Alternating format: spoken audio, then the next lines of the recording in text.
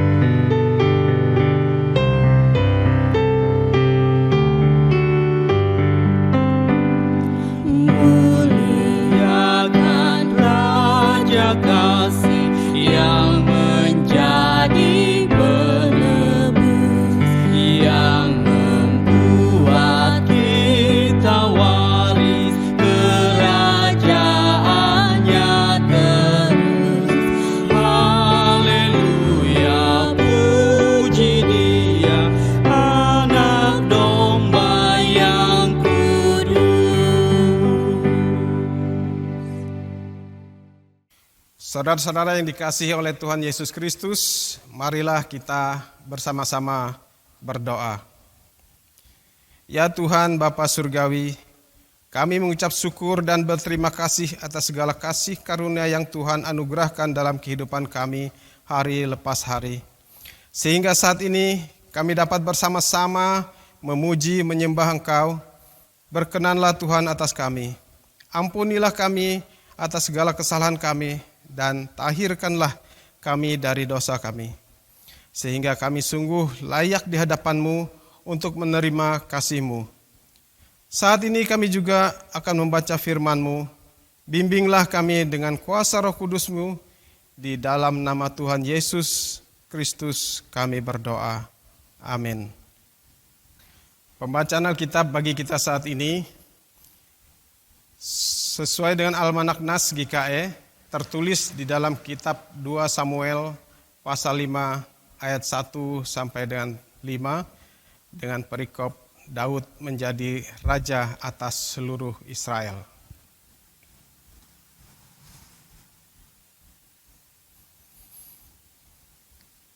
Kitab 2 Samuel pasal 5 ayat 1 sampai dengan 5 yang saya bacakan demikian.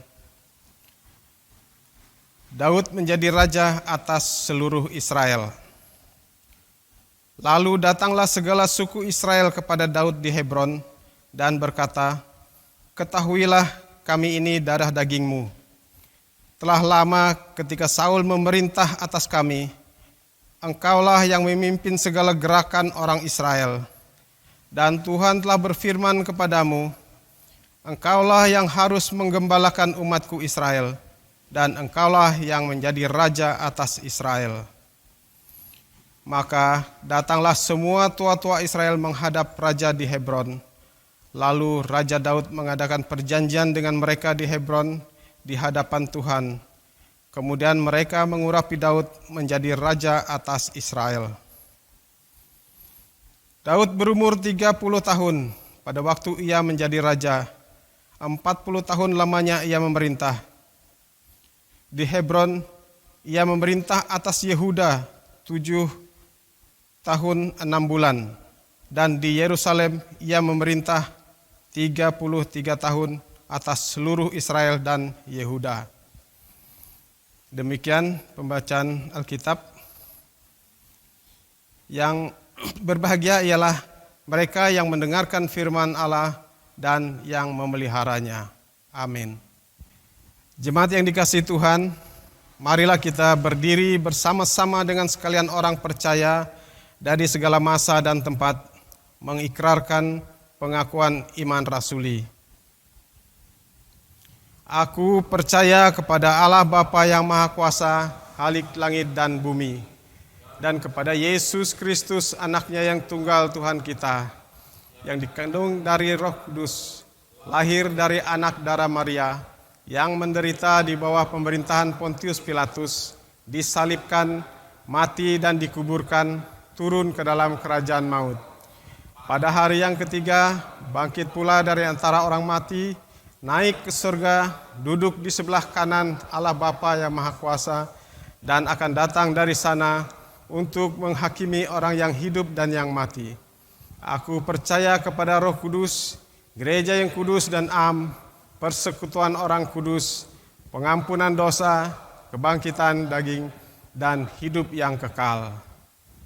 Jemaat Tuhan, satu bagian firman Tuhan kembali dipersiapkan bagi kita di dalam kitab Perjanjian Baru, yaitu Injil Markus pasal yang ke-6, ayat yang pertama sampai ayat yang ke-13. Injil Markus pasal yang ke-6, ayat yang pertama sampai yang ke-13. Bila mana kita sudah menemukannya, mari kita berdoa. Bapa Surgawi, kami percaya Engkau Tuhan Allah yang senantiasa ingin menyertai dan mengarah hidup kami. Manakala saat ini bagian firman Tuhan dipersiapkan bagi kami untuk menjadi penuntun hidup ini, kami memohon kepadamu kuasa Roh Kudus Tuhan membimbing kami, sehingga pembacaan dan juga renungan firman Tuhan ini menguatkan iman percaya kami kepadamu. Di dalam nama Yesus Kristus kami berdoa. Amin. Saya bacakan bagi kita Markus pasal 6 ayat 1 sampai yang ke-13 dalam nama Tuhan. Yesus ditolak di Nazaret. Kemudian Yesus berangkat dari situ dan tiba di tempat asalnya, sedang murid-muridnya mengikuti dia. Pada hari Sabat ia mulai mengajar di rumah ibadat, dan jemaat yang besar takjub ketika mendengar dia, dan mereka berkata, "Dari mana diperolehnya semuanya itu? Hikmat apa pulakah yang diberikan kepadanya? Dan mujizat-mujizat yang demikian bagaimanakah dapat diadakan oleh tangannya? Bukankah ia ini tukang kayu, anak Maria, saudara Yakobus, Yoses, Yudas, dan Simon? Dan bukankah saudara-saudaranya yang perempuan ada bersama-sama kita?" Lalu mereka kecewa dan menolak dia. Maka Yesus berkata kepada mereka, "Seorang nabi dihormati di mana-mana kecuali di tempat asalnya sendiri, di antara kaum keluarganya dan di rumahnya. Ia tidak dapat mengadakan satu mujizat pun di sana, kecuali menyembuhkan beberapa orang sakit dan meletakkan tangannya atas mereka." Ia merasa heran atas ketidakpercayaan mereka.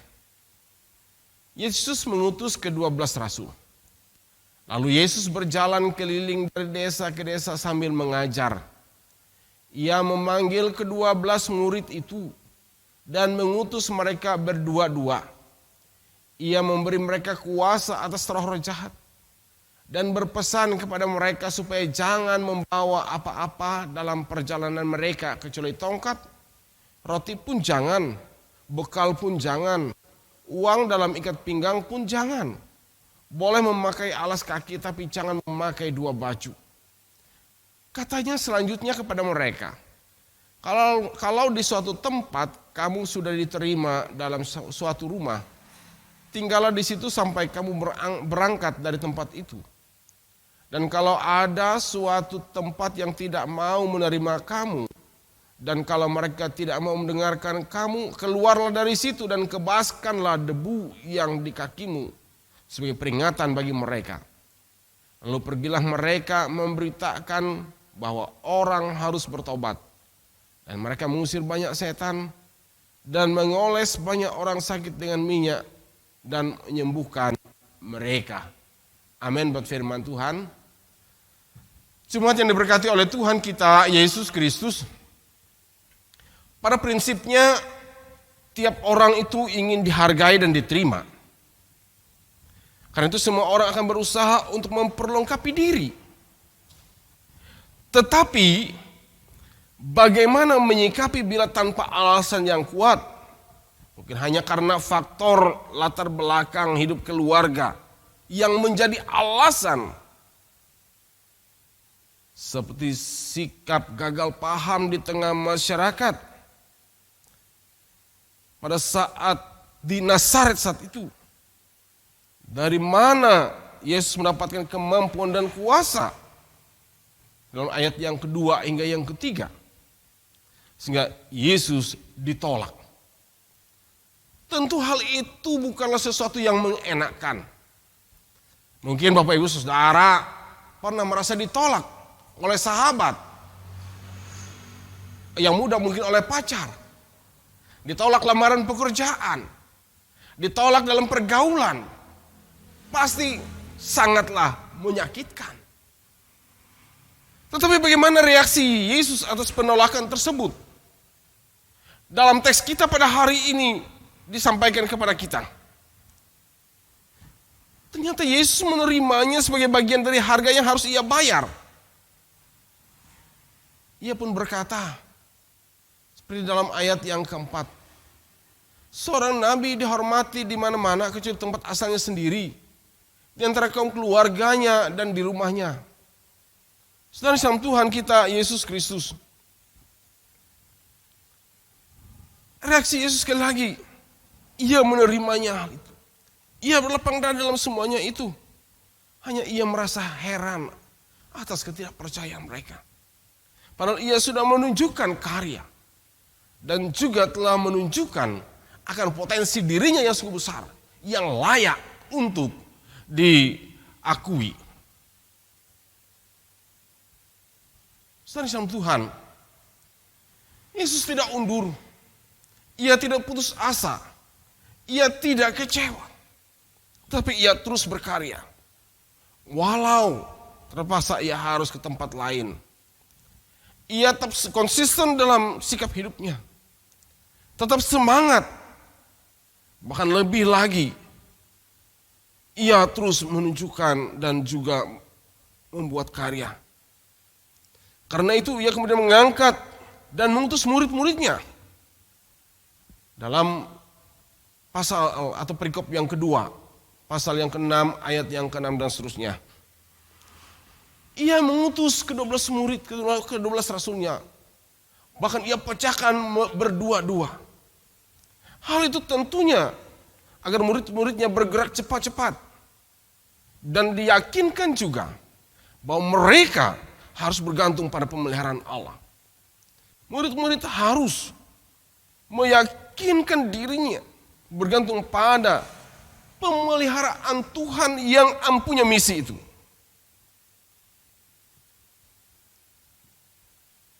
Dan karena itu melalui firman Tuhan saat ini, kita boleh pahami beberapa hal. Yang pertama bahwa sering kita alami atau juga saksikan, mungkin memang karena faktor latar belakang keluarga, atau terlebih karena orang lain tidak mau disaingi, sehingga menimbulkan sikap iri hati, keegoisan yang nampak. Orang yang punya potensi untuk sebuah kegiatan ataupun untuk membangun, akhirnya terpinggirkan. Saudara Islam Tuhan, tentu hal itu sangatlah tidak menguntungkan. Dan justru akan banyak merugikan. Karena sebenarnya yang memiliki potensi hendaknya diakomodir. Agar bisa membuat sebuah kemajuan yang lebih berarti dalam kehidupan. Pun dalam persekutuan. Yang kedua, ternyata Tuhan mau supaya kita umatnya selalu bersatu. Bekerja sama, bahu-membahu. Bergerak cepat sebagaimana Yesus semangat dan mengutus murid-muridnya. Yang terbatas kala itu tetapi tetap didampingi teman sekerja lainnya. Sehingga mereka bisa bergerak cepat untuk mengabarkan kabar baik. Bahkan syaratnya sederhana. Dalam ayat yang ke-8 sampai yang ke-9 berkata, pesannya pada mereka supaya jangan membawa apa-apa dalam perjalanan mereka. Kecuali tongkat, roti pun jangan, bekal pun jangan, uang dalam ikat pinggang pun jangan. Boleh memakai alas kaki tapi jangan memakai 2 baju. Mengapa hal itu demikian? Tentu agar ada gerak cepat. Dan juga tentu di dalamnya bahwa sungguh diyakini bagi mereka Tuhan akan menyertai mereka dengan kuasanya, dengan berkat dan pemeliharaannya. Dan kita percaya bahwa Tuhan yang sama juga tidak akan pernah meninggalkan gereja dan juga umat percaya dalam memberitakan Injilnya. Meskipun dengan segala kelemahan dan keterbatasan yang ada. Oleh karena itu maka menurut firman Tuhan pada hari ini. Setiap tantangan atau bahkan mungkin dengan keras dikatakan penolakan yang ada, justru memacu kita untuk bisa terus maju, untuk kita kemudian bisa bergerak, untuk kita bisa bahu-membahu satu dengan lainnya di dalam rangka menebar dan juga melakukan sebuah karya yang baik, yang berguna, yang berdampak baik bagi hidup dan kehidupan ini, lingkungan gereja di mana Tuhan telah tempatkan kita. Kan sebab yang kasih dalam Tuhan kita Yesus Kristus, yakinkanlah diri kita semua, masing pribadi kita, bahwa sekecil apapun yang kita miliki, yang kita bisa pergunakan untuk melayani Tuhan, maka saya percaya itu tentu berharga di mata Allah. Kiranya Tuhan yang sama menyertai dan memberkati umat Tuhan pada zaman dulu juga menyertai, memberkati serta memimpin kita pada saat sekarang ini, bahkan sampai pada kekekalan nanti. Tuhan kiranya menyertai dan menolong kita. Amin.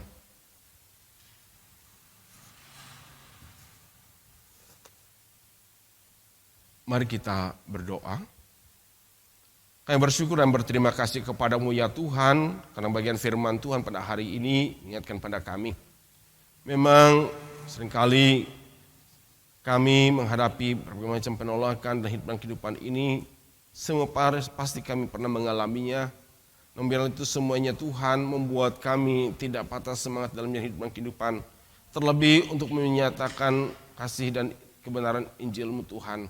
Tapi terus memberikan semangat, terus membuat kami mau berjuang dan tetap rendah hati. Serta juga meyakini betapa Tuhan, Engkau Allah yang tidak berubah, tentu akan senantiasa memberikan penyertaan dan pemeliharaan-Mu dalam kehidupan kami, umat-Mu yang senantiasa mau menebar kebaikan dan menyatakan kasih-Mu. Karena itu tolonglah kami dengan kuasa Roh Kudus-Mu, sehingga di mana Engkau tempatkan kami sesungguhnya itu adalah untuk menyatakan kebenaran dan kasih Tuhan. Bapa Surgawi, Bapa dalam nama Tuhan Yesus Kristus, pada saat ini kembali kami berdoa kepadamu Bapa, menyerahkan sentral kehidupan kami semua dalam pemberkatan Tuhan. Jemaat-Mu Tuhan telah berkati di sepanjang hari yang telah dilewati. Dan kami percaya Tuhan juga memberkati di dalam sepanjang hari hidup yang akan dijalani. Tuhan menguatkan, Tuhan memberikan kesehatan, kesegaran, bahkan juga hikmat-Mu sehingga dengan demikian dimampukan menjalani hidup dan kehidupan ini dengan semestinya.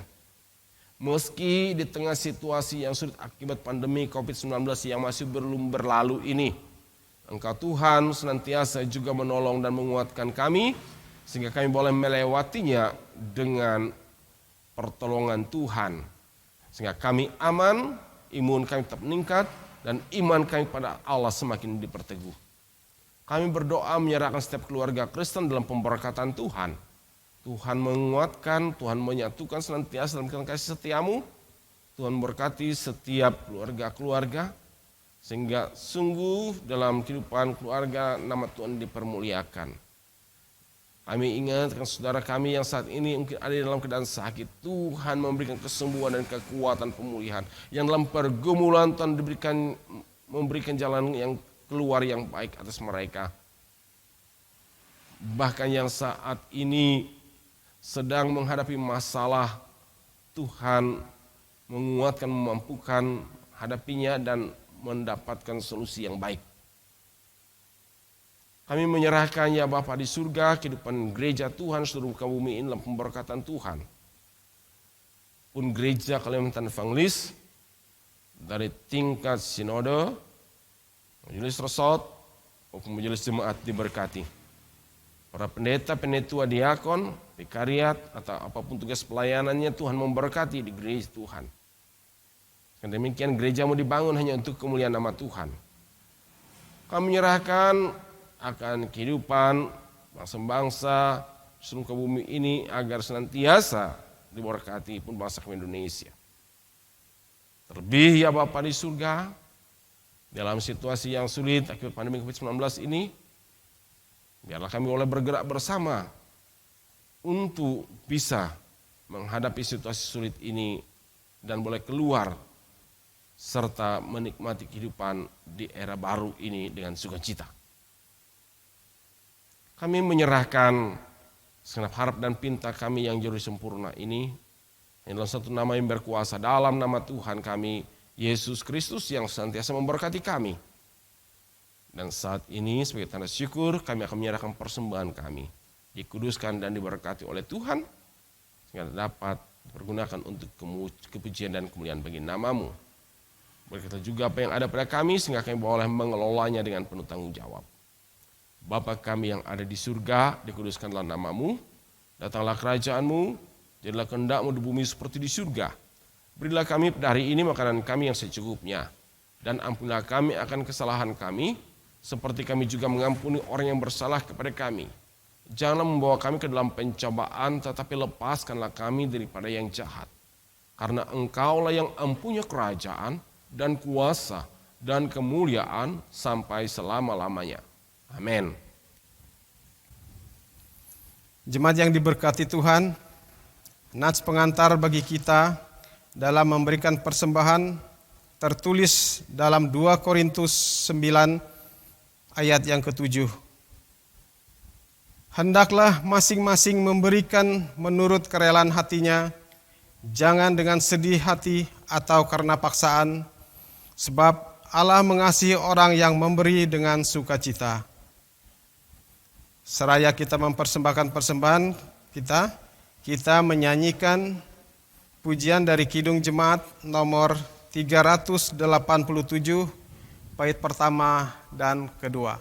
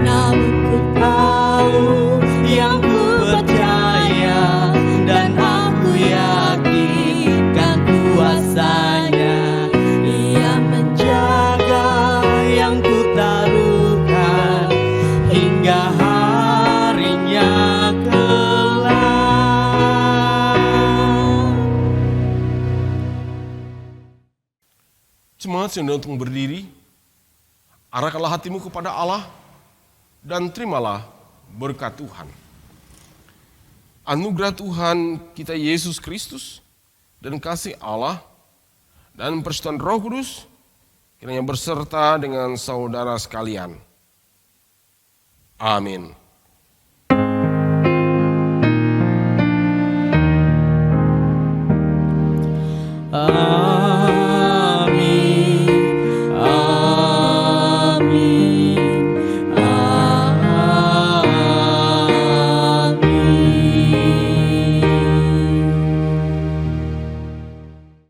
Selamat hari Minggu, selamat kembali melanjutkan aktivitas kita. Tuhan Yesus memberkati dan salam sehat dari kami.